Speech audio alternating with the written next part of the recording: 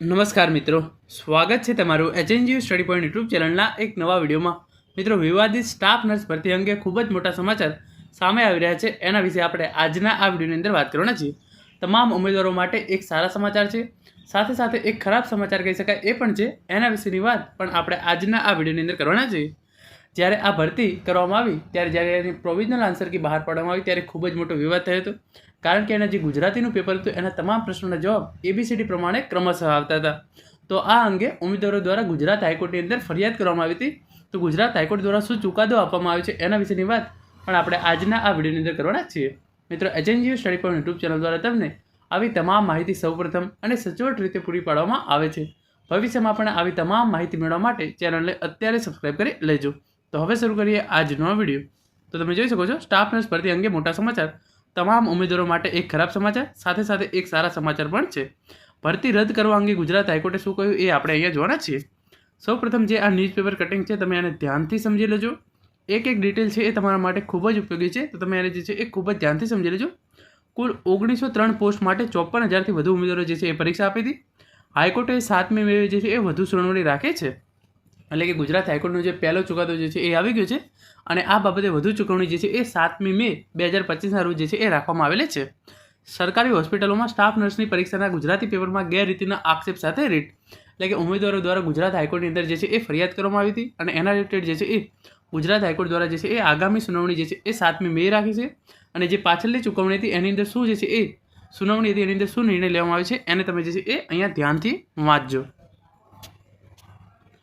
રાજ્યની સરકારી હોસ્પિટલોમાં 1903 સ્ટાફ નર્સની ભરતી માટેની પરીક્ષાના ગુજરાતી વિષયના પેપરમાં ભારે ગરબડી અને ગેરરીતિ થઈ હોવાના આક્ષેપ સાથે ગુજરાત હાઈકોર્ટ સમક્ષ રીટ પિટિશન કરવામાં આવી છે, જેમાં ગુજરાતીની પરીક્ષા ફરીથી લેવાની દાદ જે છે એ માગવામાં આવી છે. ઉમેદવારોની માગણી છે કે જે ગુજરાતીનું પેપર જે છે એ ફરીથી લેવામાં આવે. ગુરુવારે હાઈકોર્ટ સમક્ષ 50 જેટલા અરજદારોની પિટિશન પર સુનાવણી હાથ ધરી હતી અને એમાં મુખ્ય આક્ષેપ એવો કરવામાં આવ્યો હતો, ગુજરાતી વિષયની પરીક્ષા આપ્યા બાદ જ્યારે વિભાગ દ્વારા આન્સર કી જાહેર કરવામાં આવી ત્યારે એવું સામે આવ્યું હતું કે ચારેય પેપર સેટના જવાબો એબીસીડી સિક્વન્સ મુજબના હતા. આજ સુધી ગુજરાત કે ભારત સરકારની કોઈપણ પરીક્ષામાં આવી સિક્વન્સ મુજબ આન્સર કી જાહેર થઈ નથી.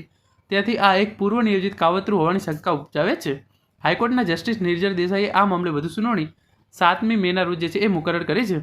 ગત વર્ષ ઓક્ટોબરમાં ગુજરાત રાજ્યની સરકારી હોસ્પિટલમાં 1903 સ્ટાફ નર્સની ભરતી માટેની જાહેરાત આપવામાં આવી હતી, જેની પરીક્ષા આ વર્ષે ફેબ્રુઆરીમાં લેવાઈ હતી. પ્રાપ્ત માહિતી મુજબ આ વર્ષે ભરતી માટે 54,000થી વધુ ઉમેદવારોએ પરીક્ષા આપી હતી. હવે આ મામલે અરજદાર ડાભી રાહુલ મંજીભાઈ સહિત અન્યોએ એડવોકેટ ઉત્કર્ષ દવે મારફત હાઈકોર્ટ સમક્ષ રીટ પિટિશન દાખલ કરી છે, જેમાં એવો દાવો કર્યો છે કે જીટીયુ દ્વારા 9મી ફેબ્રુઆરીના રોજ સ્ટાફ નર્સની ભરતી માટેની જે પરીક્ષા લેવાઈ હતી જેમાં 2 પેપર્સ હતા. દ્વિતીય પેપર ગુજરાતીનું હતું જેમાં 100 ગુણ હતા. આ પેપર આપી દીધા પછી વિભાગ દ્વારા આન્સર કી જાહેર કરવામાં આવી ત્યારે ખ્યાલ આવ્યો હતો કે ચારેય પેપર સેટના જવાબો એબીસીડી સિક્વન્સ મુજબ હતા. આજ સુધી કોઈપણ પરીક્ષામાં સિક્વન્સ મુજબ આન્સર કી જાહેર થઈ નથી. તેથી આન્સર કી પહેલાંથી ગોઠવાયેલું કાવતરું હોવાની શંકા પેદા કરે છે. કેટલાક વિદ્યાર્થીઓને અગાઉથી આવી સિક્વન્સની જાણ કરી દેવાઈ હોય અને તેનાથી ચોક્કસ વિદ્યાર્થીઓને ફાયદો થાય એવી શક્યતા છે. રેટમાં એવા આક્ષેપ પણ કરવામાં આવે છે કે ગુજરાતના વિષયની અંદર જે છે એ ગુજરાતીનો વિષય છે એની અંદર ઘણા બધા વિદ્યાર્થીઓ છે એવા છે કે જેને 100માંથી 100 માર્ક્સ પણ આવેલા છે, જેથી આ તમામ બાબતો જે છે એ શંકા ઉપજાવે છે. રાજ્યના નર્સિંગ ઉમેદવારોને કંઈક ગેરરીતિ થઈ હોવાની લાગણી થઈ રહી છે. અનેક ઉમેદવારોને પરીક્ષામાં કંઈક ખોટું થયાની લાગણી અનુભવાઈ રહી છે. ઉપરોક્ત બાબત સમક્ષ સત્તામંડળે સમક્ષ તમામ નર્સિંગ યુનિયનો દ્વારા આ બાબતે નિષ્પક્ષ તપાસની વિનંતી કરી હતી. જો કે સરકાર તરફથી પણ યોગ્ય ન્યાય ન મળ્યો હતી. પરીક્ષા રદ કરી પુનઃ પરીક્ષાનું આયોજન કરવાની રજૂઆત જે છે એ ગુજરાત હાઈકોર્ટની અંદર કરવામાં આવે છે. આ રીટમાં એવી દાદ માંગવામાં આવી છે કે સ્ટાફ નર્સની ભરતીની જાહેરાતના મામલે થયેલી પરીક્ષા રદ કર્યા બાદ જે ફાઇનલ મેરિટ લિસ્ટ તૈયાર કરવામાં આવી છે તેને રદબાતલ જાહેર કરવામાં આવે અને માત્ર ગુજરાતીનું વિષયનું પેપર જે છે એ ફરીથી લેવામાં આવે. ફાઇનલ મેરિટ લિસ્ટ મુજબ ભરતી ન કરવામાં આવી વચગાળાની જે છે એ રાહત આપવામાં આવે. તો તમામ ઉમેદવારો દ્વારા જે છે એ ગુજરાત હાઈકોર્ટની અંદર આ જે છે એ માગણી કરવામાં આવી હતી.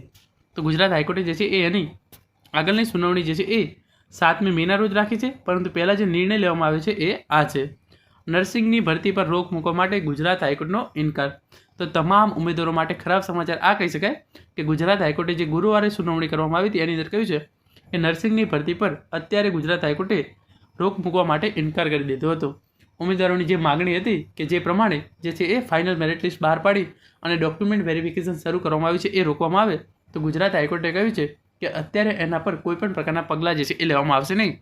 પરંતુ સારા સમાચાર એ છે કે ગુજરાત હાઈકોર્ટે 7મી મે આગામી સુનાવણી રાખી છે. તો જો તમામ ઉમેદવારો જે છે એ વધારે જે છે એ પ્રૂફ જમા કરાવશે તો 7મી મે જે છે એ ઉમેદવારોના હિતમાં જે છે એ નિર્ણય આવી શકે છે. મિત્રો, આ હતો આજનો વિડીયો જેની અંદર આપણે સ્ટાફ નર્સ ભરતી અંગે શું સમાચાર હતા એના વિશે વાત કરી છે. Thank you so much for watching.